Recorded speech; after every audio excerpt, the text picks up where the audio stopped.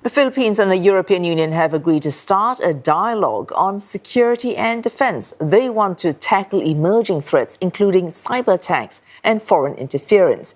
Top diplomats from both sides say new solutions are needed.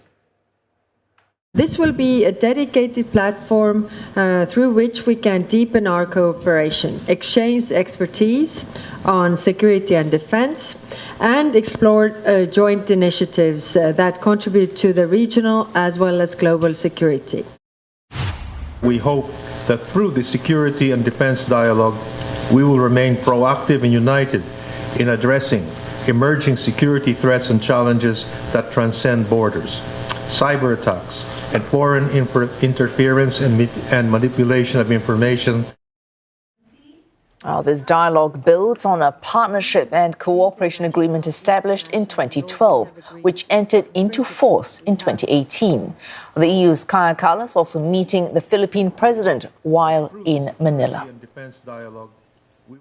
And for CNA's Buena Bernal joins us live from Metro Manila. Of course, this dialogue, Buena, is specifically looking at emerging threats, but taken together with other partnerships, they should beef up relations between the Philippines and the European Union.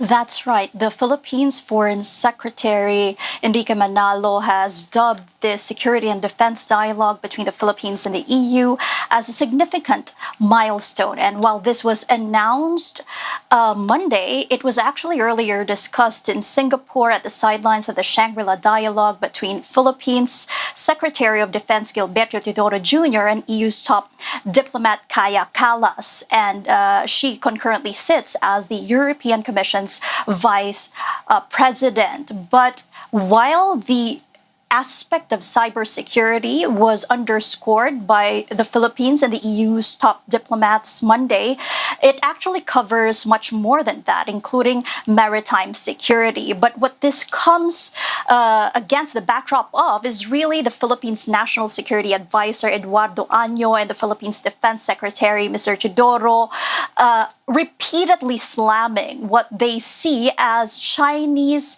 malign influence operations in the Philippines infosphere. Now, while these two diplomats did not exactly mention China in their official statements, the fact that the Philippines has been, or Philippine officials has been going on the rounds of media interviews talking about Chinese malign influence operations is important to note, considering that it is also deepening engagements in terms of cybersecurity with the United States and Japan.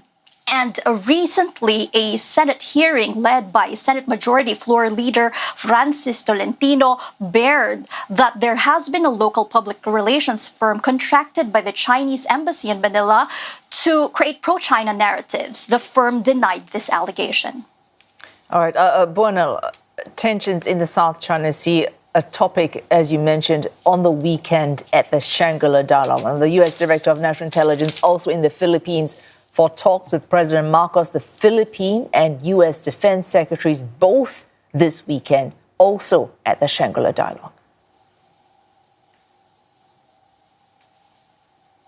What this really is part of is the Philippines' efforts to deepen engagements with like-minded partners. And while Mr. Teodoro did meet in a bilateral meeting with his U.S. counterpart Pete Hegseth, he also actually met with European partners from the United Kingdom, Sweden, Lithuania, and France. And the Philippines is repeatedly emphasizing that its partnerships go beyond its sole military treaty alliance with the United States. In fact, it is committing deepened quadrilateral engagements with Japan and Australia and the United States, but also to create a visiting forces agreement with Canada, France, and New Zealand. And at the forefront of that is both cybersecurity and maritime security, where in all these talks, Mr. Teodoro has been underscoring the importance of the United Nations Convention on the Law of the Sea, which was the basis of that 2016 arbitral tribunal ruling that invalidated China's 9-now 10-line claim. Oh, thanks. Buena Bernal there reporting live from Metro Manila. All those meetings taking place in the Philippines.